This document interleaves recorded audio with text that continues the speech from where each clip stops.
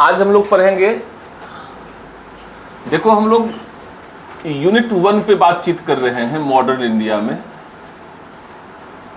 Unit 1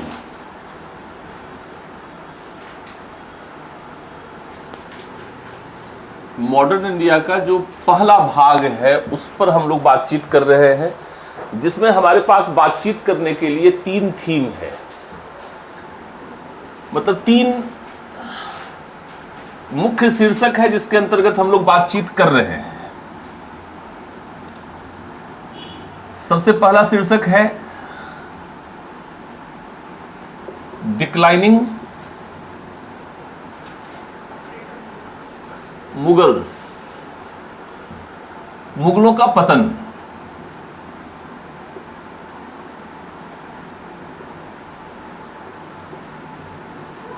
इस पर हम लोगों ने बातचीत कर लिया पूरी तरीके से।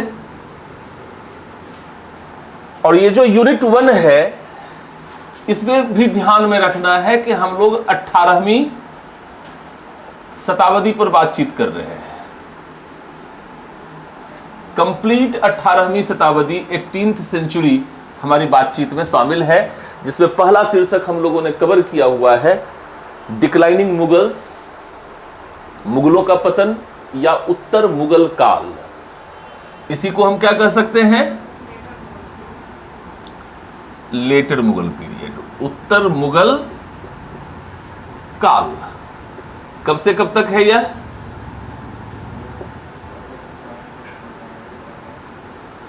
(1857).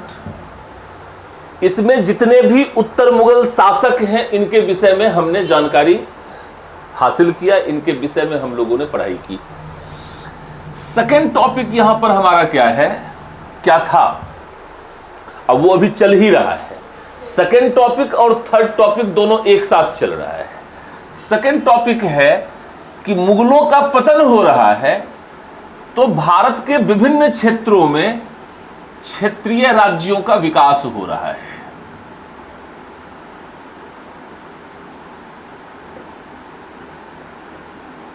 मुगलों का पतन हो रहा है और उनके पतन पर क्षेत्रीय राज्यों का विकास हो रहा है, rise of regional states.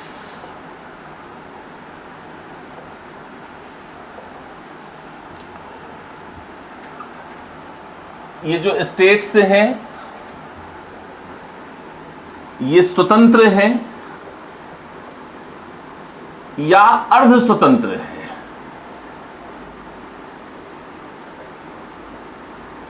Autonomous या सेमी ऑटोनोमस।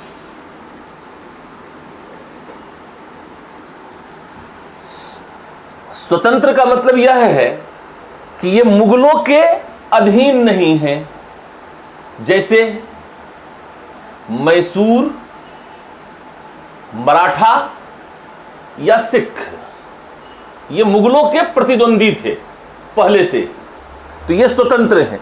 सेमी ऑटोनोमस जैसे बंगाल, अवध, मैसूर नहीं, बंगाल और अवध ये मुगलों के ही अधिकारी थे, जिन्होंने मुगलों की कमजोरी का फायदा उठाते हुए अपने राज्यों को अर्ध स्वतंत्र बना लिया। अर्थात सैद्धांतिक रूप में मुगलों की अधीनता को मानते हैं, लेकिन व्यवहारिक रूप में मुगलों की अधीनता को नहीं मानते हैं। ठीक है। और तीसरा जो यहां पर हमारा टॉपिक था यूनिट 1 के अंतर्गत, जो अभी चल रहा है, ये दोनों चल रहा है, एक साथ चल रहा है, ये है राइज ऑफ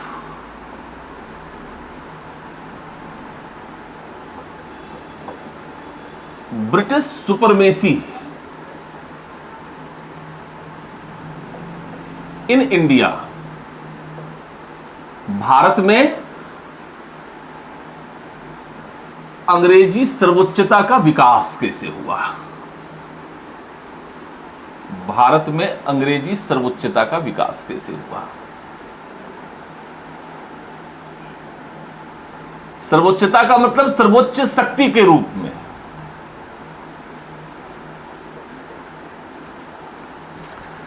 और इसमें 3 बातों का अध्ययन हम लोग एक साथ करेंगे।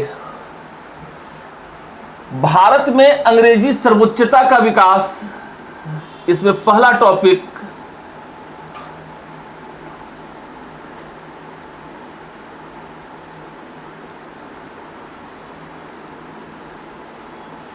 आंग्ल फ्रांसीसी संघर्ष, जो 1740 से लेकर 1763 तक चला। और इस आंग्ल फ्रांसीसी संघर्ष में अंग्रेजी विजय के साथ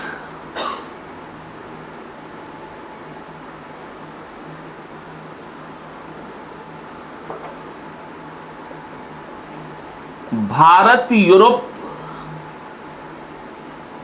व्यापार पर अंग्रेजी सर्वोच्चता की स्थापना हो गई।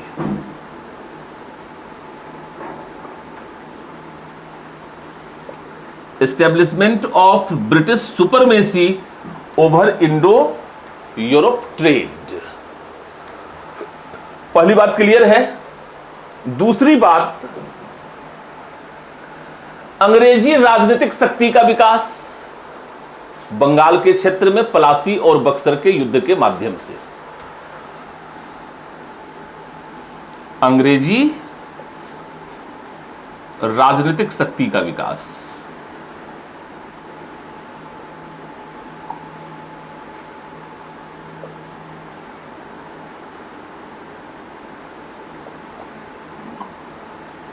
इसमें पलासी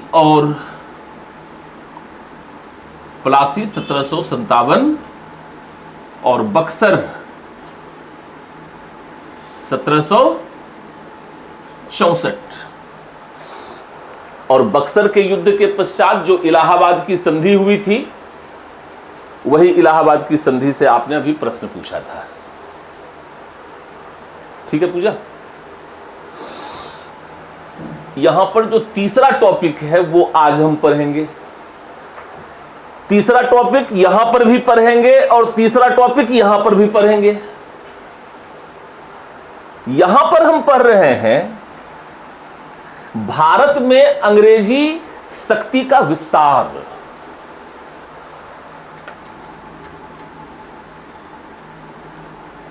भारत में अंग्रेजी शक्ति का विस्तार,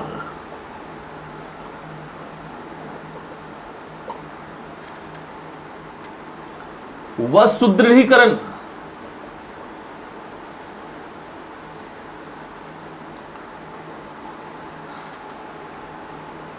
expansion and consolidation of British power in India.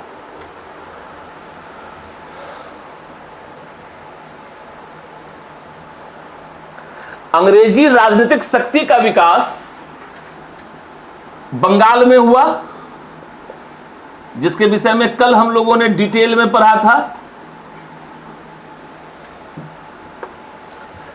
और भारत में अंग्रेजी शक्ति का विस्तार और सुदृढ़ीकरण दक्षिण भारत में हुआ है, जिसके विषय में आज हम लोग पढ़ेंगे।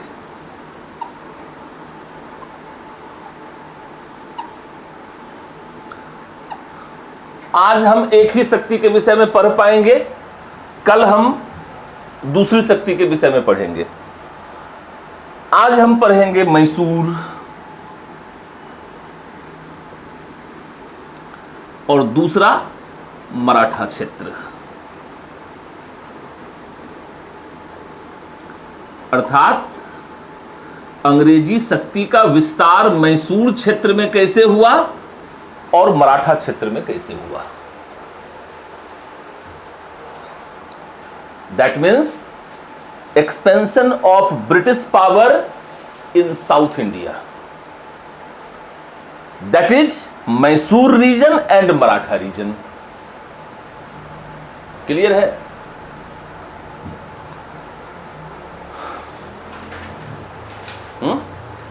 हिंदी इंग्लिश दोनों में क्लियर है? कोई भी ऐसा टर्म यहां पर जिसको इंग्लिश में आप जानना चाहते हो?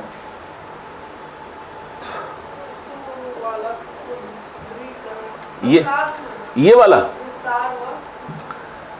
Expansion and consolidation of British power in India. Expansion विस्तार एंड कंसोलिडेशन सुदृढ़ीकरण, मजबूतीकरण।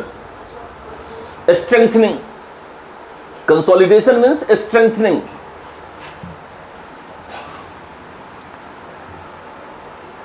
Expansion and consolidation, that means a strengthening of British power in India, that is South India and Mysore region and Maratha region पर हम बातचीत करेंगे। मैसूर और Maratha reason के विषय में आपको थोड़ा सा बतलाऊं।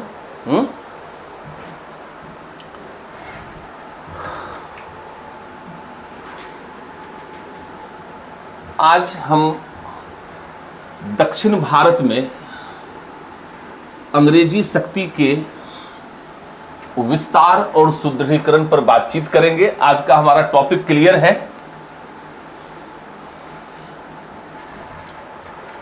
दक्षिण भारत में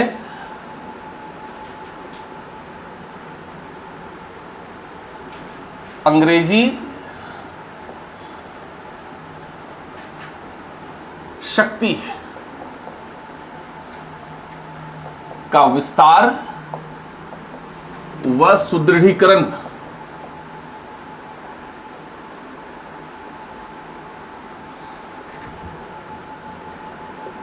expansion and consolidation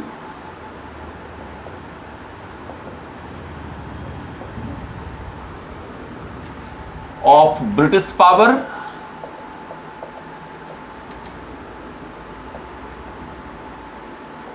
in South India. तो सबसे पहले आपको क्या जानना है? वाई इन साउथ इंडिया, मतलब दक्षिण भारत में ही क्यों?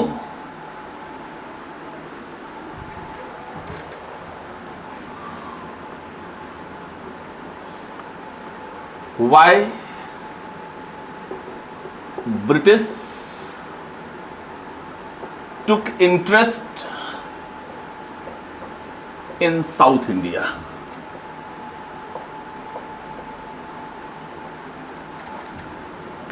अंग्रेजों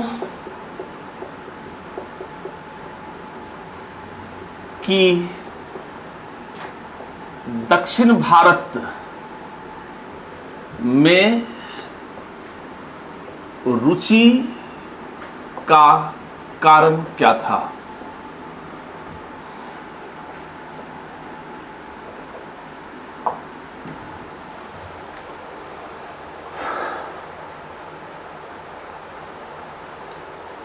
और साउथ इंडिया एक बार हम बना लेते हैं फिगर।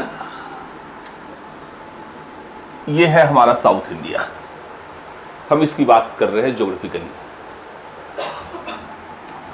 और कल हम लोगों ने लास्ट में बातचीत किया 1765 इलाहाबाद की संधि। लास्ट बातचीत वहीं तक हमारी थी। और सबसे लास्ट में हमने पॉइंट दिया था 1772, मतलब अंग्रेजों के द्वारा बंगाल में प्रत्यक्ष राजनीतिक नियंत्रण की स्थापना। Direct British control established in Bengal in 1772। जब 1765 से 1770 के काल की हम बातचीत लगभग कर रहे हैं।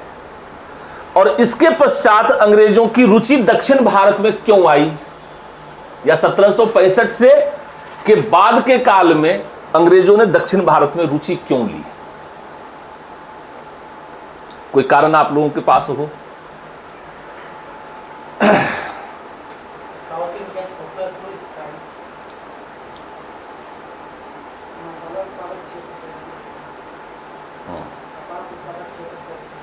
वेरी गुड, कपास उत्पादक क्षेत्र था। स्पाइस तो बहुत दूर चला गया अब, क्योंकि हम ये बात जानते हैं कि जहां तक मसालों का व्यापार है तो दक्षिण भारत की तुलना में इंडोनेशिया ज्यादा आकर्षक स्थान है, अट्रैक्टिव प्लेस है, डचों के लिए भी और अंग्रेजों के लिए भी। ये बात हम लोग ऑलरेडी पढ़ चुके हैं जब हमने डच को पढ़ा, जब हमने अंग्रेजों को पढ़ा है। तो मैं आपको यह ध्यान दिलाना चाह रहा हूं कि भारत से बहुत दूर ब्रिटेन में इस समय क्या हो रहा है और उसका साउथ इंडियन कनेक्शन क्या है, यह आपको ढूंढ निकालना है। तो आपको इस प्रश्न का सीधा सीधा उत्तर मिल जाएगा कि why Britishers took interest in South India after 1765, अर्थात 1765 के पश्चात बंगाल पर अपने नियंत्रण को स्थापित कर लेने के पश्चात अंग्रेजों ने दक्षिण भारत में अपना ध्यान केंद्रित क्यों किया। तो हमें देखना है यहां पर ब्रिटेन में क्या हो रहा था।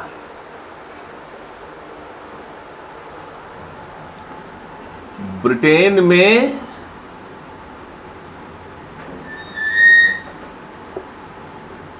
इस समय औद्योगिक क्रांति की शुरुआत हो चुकी थी।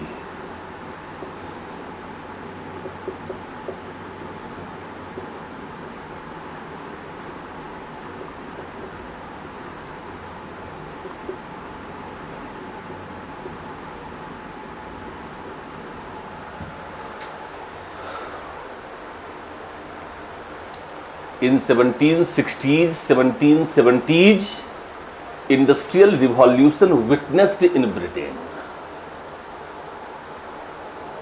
और ये बताइए कि सर्वप्रथम औद्योगिक क्रांति किस चीज से संबंधित थी? सूती कपड़ों के निर्माण से संबंधित थी, याद हो अगर आप। और सूती कपड़ों के लिए जो कपास का उत्पादन है,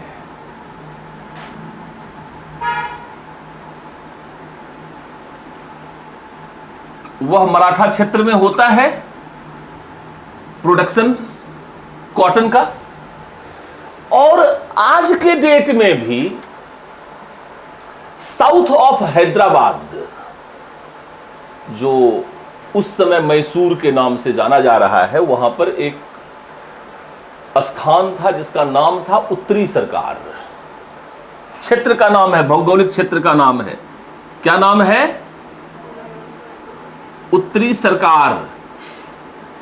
और इसको कैसे लिखेंगे? नॉर्थ सरकार। यह एक भौगोलिक क्षेत्र है जो काली मिट्टी का क्षेत्र है और कपास उत्पादन का क्षेत्र है, और यह मैसूर के नियंत्रण में है।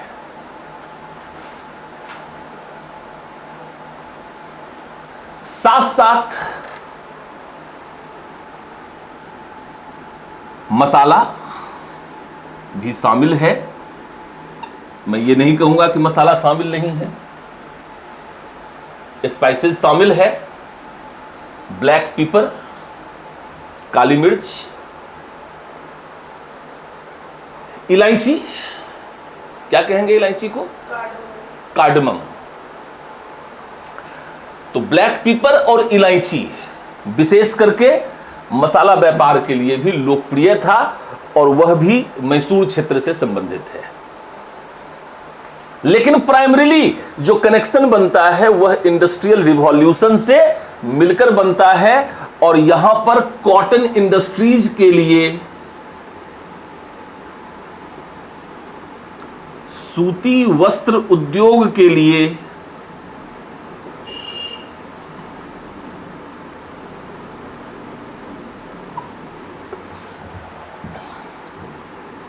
कपास की आवश्यकता थी।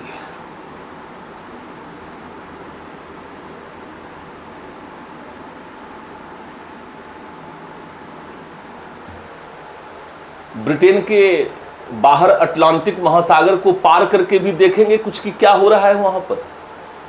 कहते हैं कि इतिहास जो है वह रटने वाला विषय है। आप लोग कहते हैं, मैं नहीं कहता हूं। कहते हैं कि इतिहास रटने वाला विषय है, बहुत रटना पड़ता है। इतिहास समझने वाला विषय है और लिंक को एस्टेब्लिश्ड करने वाला विषय है। यहां ब्रिटेन के पार अटलांटिक महासागर के पार एक स्थान है जिसका नाम है उत्तरी अमेरिका। इसे भी देखेंगे आप,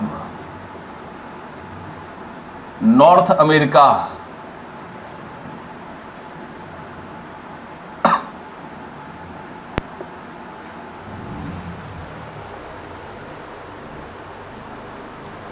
क्योंकि आज भी दक्षिण भारत के किसानों की सुसाइड करने का बहुत बड़ा कारण उत्तरी अमेरिका में विद्यमान 25,000 कपास उत्पादक किसान हैं।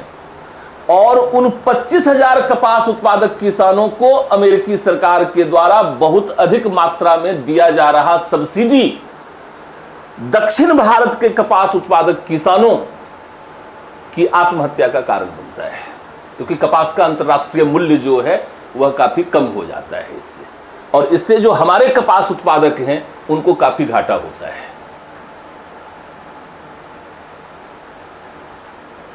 इकोनॉमिक्स में भी जब आप WTO पढ़ेंगे तो भारत और अमेरिका के बीच कृषि सब्सिडी, एग्रीकल्चर सब्सिडी को लेकर के जो विवाद चल रहा है उस विवाद में ये विवाद भी शामिल है।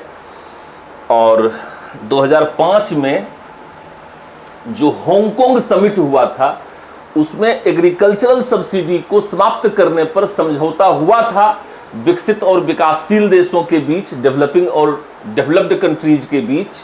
लेकिन आप आगे पढ़ेंगे कि 2013 तक यह समय निश्चित किया गया था कि यह सब्सिडी को हम समाप्त करेंगे, लेकिन आज तक भी उस सब्सिडी को समाप्त नहीं किया गया है। जो भी लेटेस्ट हमारा ब्यूनस आयर्स समिट हुआ 2017 में, उस समिट में भी ये बात कहा गया कि विकसित देशों से ये रिक्वेस्ट किया गया कि वो जल्दी से जल्दी इसको खत्म करें एक तय समय सीमा के अंतर्गत। इसका मतलब अभी भी समाप्त हुआ नहीं है। तो वो सारी बात इकोनॉमिक्स में WTO से संबंधित है, वो बात आप पढ़ेंगे। उस बात को अभी मैं यहाँ पर उठाना नहीं चाहता हूँ, आपको सिर्फ ध्यान दिलाना चाहता हूँ कि 1765 के पश्चात वस्तुतः 1760 के दशक में ही अमेरिका और ब्रिटेन के बीच टेंशन शुरू हो गया था। अमेरिकी जो उपनिवेश थे ब्रिटेन के अमेरिका में 13 उपनिवेश थे जो स्वतंत्र होने का प्रयास कर रहे थे, और अंततः 1776 में उन्होंने अपनी स्वतंत्रता की घोषणा कर दी। तो अर्थात ब्रिटेन को अब नए कपास उत्पादक क्षेत्रों की आवश्यकता थी, ब्रिटिश उद्योगों की आवश्यकता को पूरा करने के लिए, क्योंकि अमेरिका ने ब्रिटेन को निर्यात करने से मना कर दिया था। बहुत सारी चीजों को हमने लिंक कर दिया है। समझ में आ रहा है या नहीं आ रहा है? तो इतनी चीजों को फिगराइज करते हुए मेरे विचार से आपको नोट कर लेना चाहिए था। आप लोगों ने नोट किया या सिर्फ सुनते रहे? क्या करते रहे? नोट भी किया है या सिर्फ खाली कहानी आपने सुना है? तो दिमाग में आ गया ना कि ये क्या है नहीं है। देखिए एक्चुअली में है क्या कि बीपीएससी में जो ई ऑप्शन दिया गया है उस ई ऑप्शन के कारण आज के डेट में सिर्फ फैक्चुअली आपको नहीं पढ़ना चाहिए बल्कि अपनी अंडरस्टैंडिंग को डेवलप करते हुए पढ़ना चाहिए, ताकि आप सही तरीके से डिसीजन मेकिंग कर सकें कि कौन सा ऑप्शन इसमें सही है, कौन सा ऑप्शन इसमें गलत है। क्लियर है मेरी बात? अब जो है हम और भी कुछ पॉइंट्स को यहां पर लेते हैं कि अंग्रेजों की रुचि का कारण और भी क्या था।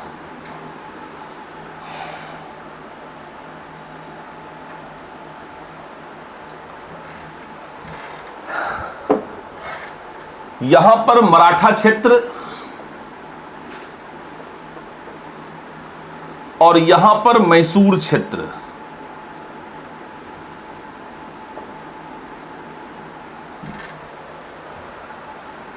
दोनों ही क्षेत्रों में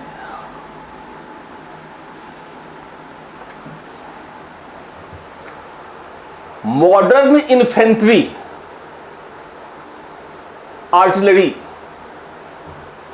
को फ्रेंच सहयोग से स्थापित किया जा रहा है।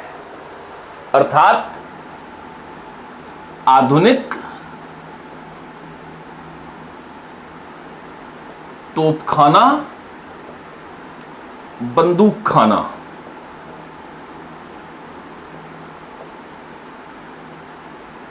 की स्थापना फ्रांसीसी सहयोग के साथ।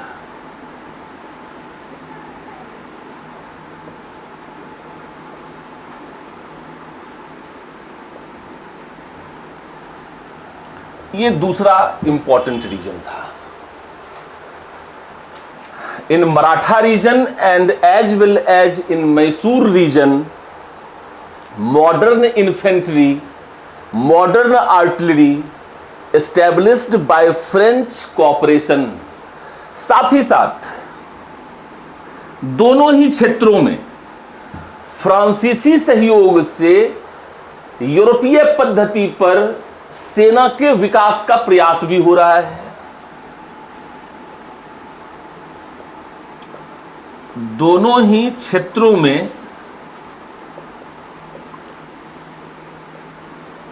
फ्रांसीसी सहयोग से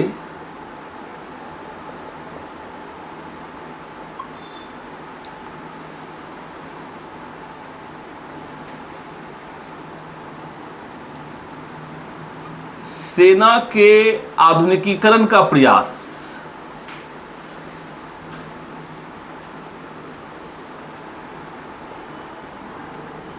modernisation of military on European line, और ये यूरोपीय पद्धति पर हो रहा है।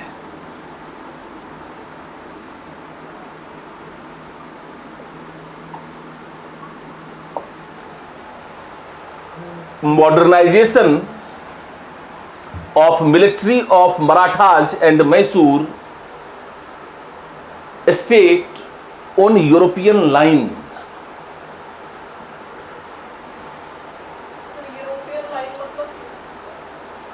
European line means first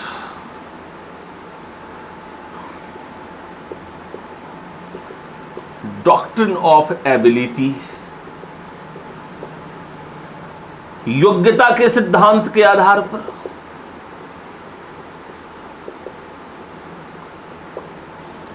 second doctrine of training, अर्थात सेना को प्रशिक्षण दिया जाना, एंड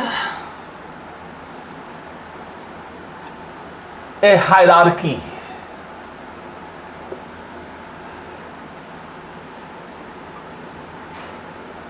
अर्थात पदसोपान, संगठन, ऊपर से नीचे तक की एक व्यवस्था। मॉडर्न ऑर्गेनाइजेशन का मतलब क्या? हायरार्की पर बेस्ड। जैसे ही हायरार्की पर बेस्ड होगा तो इसका परिणाम क्या होगा? स्पेशलाइजेशन। ये हायरार्की जो है यह डिवीजन ऑफ पावर पर बेस्ड होता है ना, डिवीजन ऑफ लेबर, श्रम विभाजन पर आधारित होता है यह।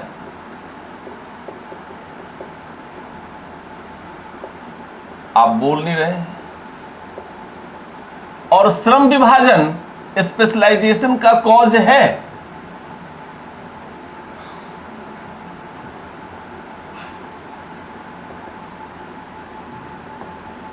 विशेषज्ञता का कारण बनेगा।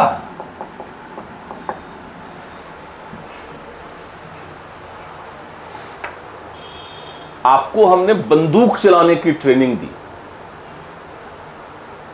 और फिर हमने आपको बंदूक चलाने के लिए ही दे दिया, तो बंदूक चलाते चलाते आप बिल्कुल ट्रेंड हो जाएंगे, एक्सपर्ट हो जाएंगे। अंधेरा है, एक आवाज देंगे, शूट कर देंगे आप।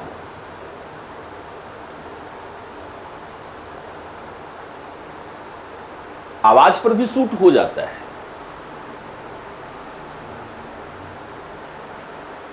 मतलब आप बहुत अच्छे निशानेबाज बन गए एक ही काम करते करते, तो फिर आपका प्रमोशन भी हो रहा है टाइम टू टाइम, और डिफरेंट पोस्ट पर वर्क करते हुए 3 साल 4 साल 5 साल काम करते करते आप स्पेशलाइज्ड हो रहे हैं अपने क्षेत्र में। अर्थात आपका जो प्रमोशन भी है वह आपकी योग्यता पर है, आपकी एबिलिटी पर हो रहा है। भारत में क्या था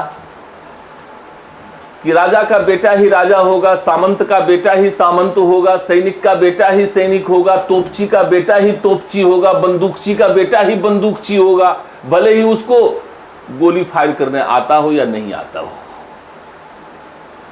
मतलब सामंतवादी व्यवस्था पर आधारित थी हमारी सैनिक व्यवस्था, वो मॉडर्न यूरोपियन लाइन पर बेस्ड नहीं था। ये इसका मतलब हुआ। क्लियर है मेरी बात? आगे बढ़ें। तो ये तीसरा कारण मैं आपको दे रहा था।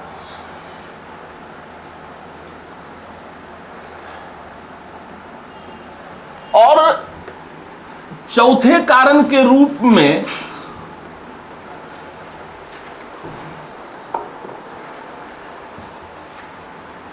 मराठा क्षेत्र में भी और मैसूर क्षेत्र में भी, दोनों क्षेत्र पर मैं अलग अलग से बातचीत कर लेता हूं।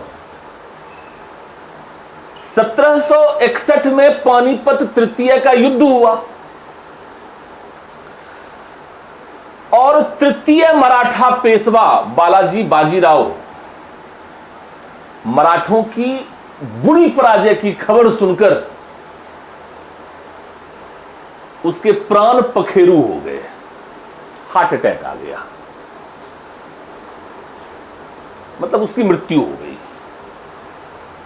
कहते हैं कि 1/3 सेना जो हमारी है वह 1/3 मराठों की सेना डिस्ट्रॉयड हो गई। और जब हम मराठों पर बातचीत कर रहे थे तो हमने आपको बताया था कि सदाशिवराव भाऊ बालाजी बाजीराव का भाई था और नॉर्दर्न इंडिया में दिल्ली तक, इधर पंजाब क्षेत्र, अफगानिस्तान तक, मुल्तान तक वह मराठों की विजय पताका फहरा रहा था।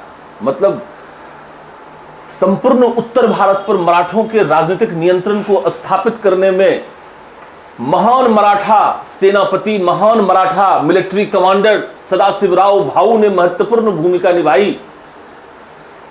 पानीपत प्रथम के युद्ध में काल कवलित हो गया, मतलब वह भी डाइड हो गया।